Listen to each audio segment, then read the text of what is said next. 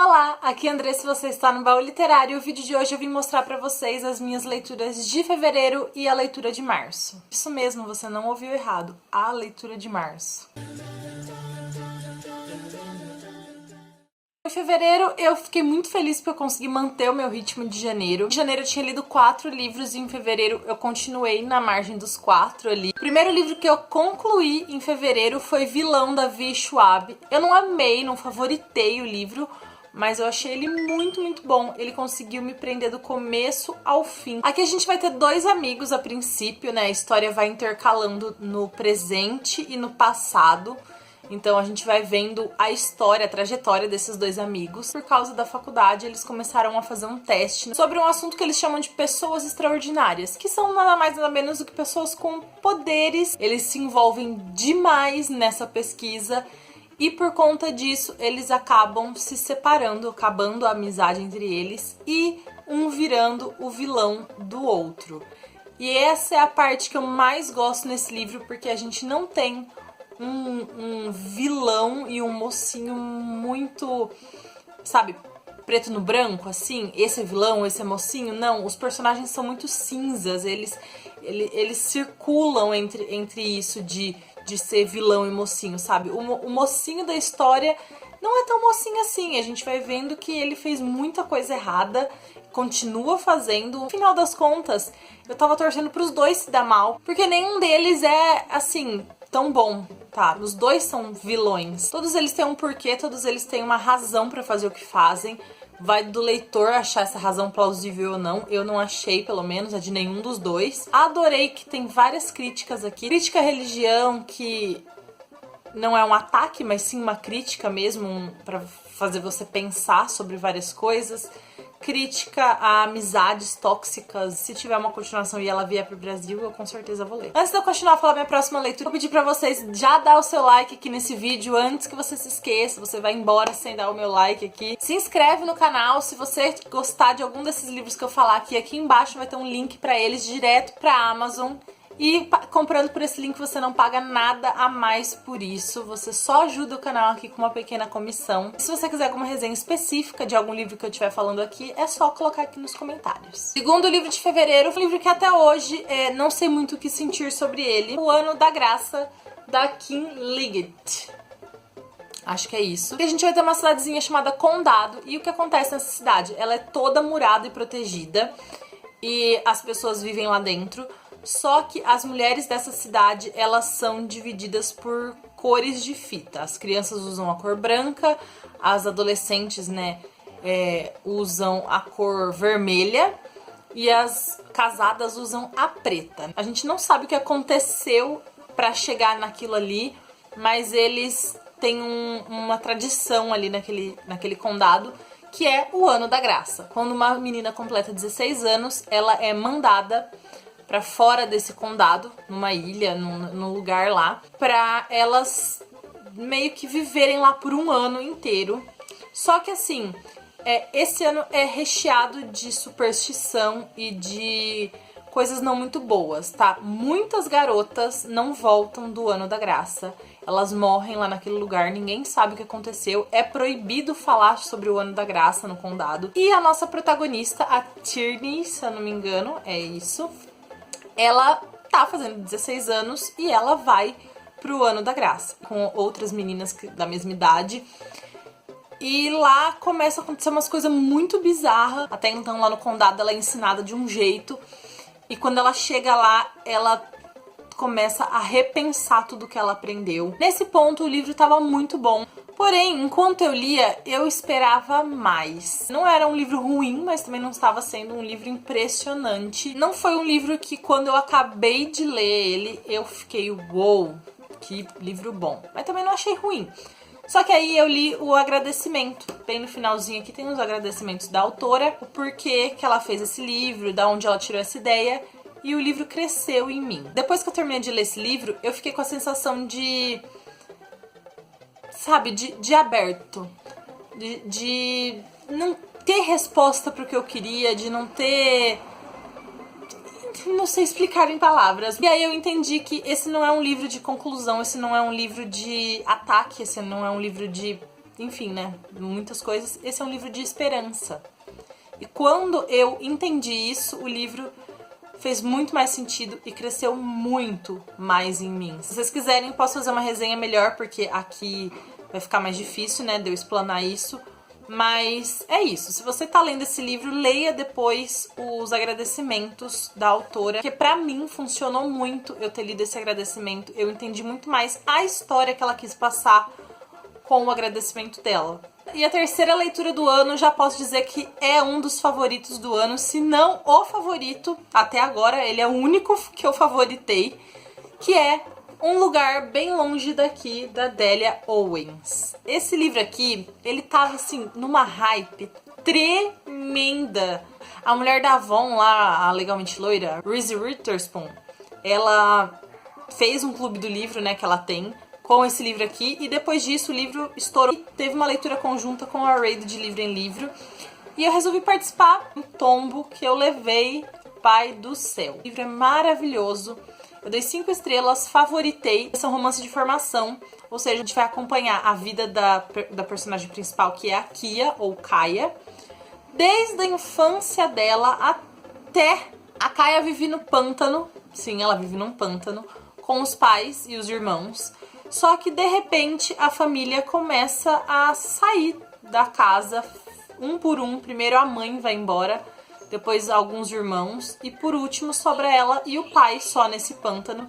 E o pai não é um exemplo de pessoa a ser seguido. Ele não trata ela bem, ele some por semanas e deixa ela sozinha, passando fome, tendo que se virar.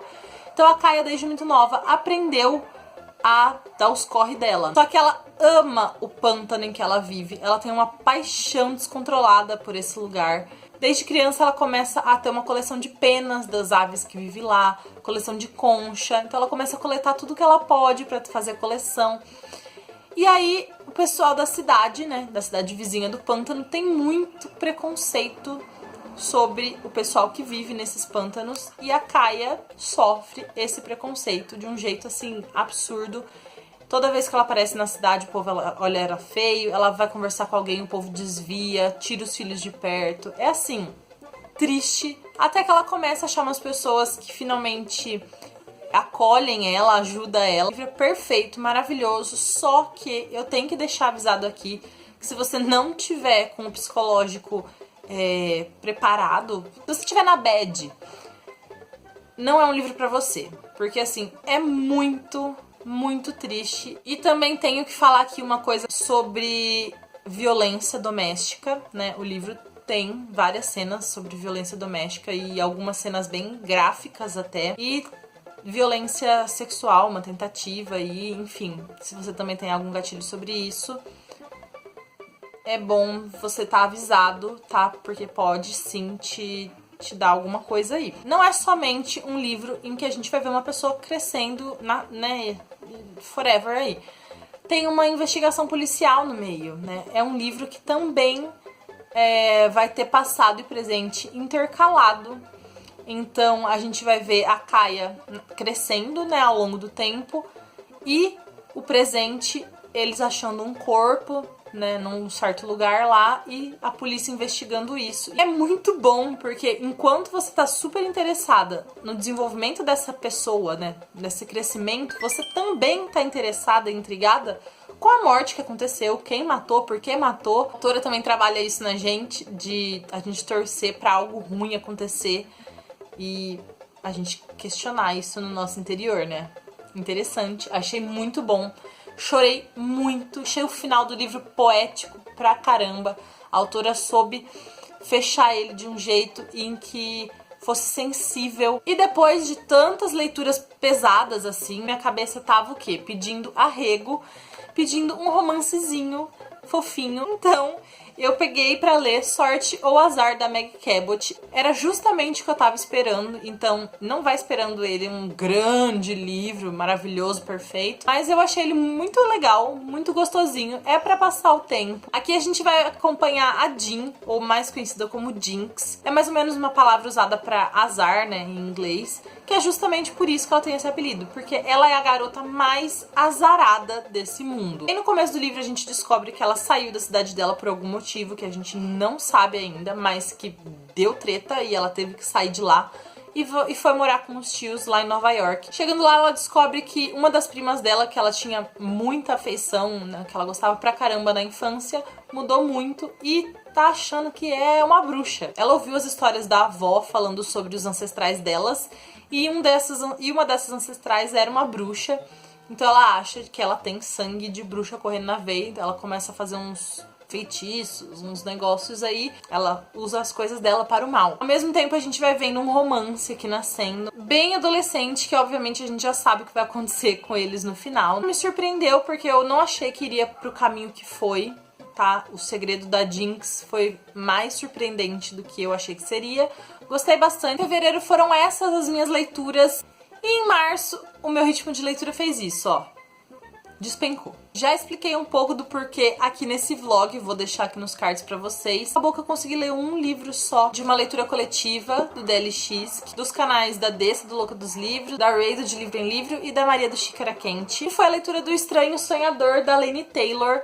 Esse livro aqui, ele já tá há algum tempo parado na minha estante e eu achava isso um absurdo porque Laini Taylor é uma autora que eu gostei muito da escrita dela em Feita de Fumaça e Osso. Tem um vlog aqui da trilogia pra vocês. Eu tava com uma expectativa lá em cima pra esse livro e ela quase não foi tudo isso que eu tava imaginando. O livro é muito bom, a história dele é maravilhosa, mas eu tinha visto tantas resenhas exaltando esse livro que eu achei que ele ia ser muito mais. Foi bom, eu dei 4 estrelas pra ele, então eu não desgostei do livro, eu gostei muito. O livro é lento.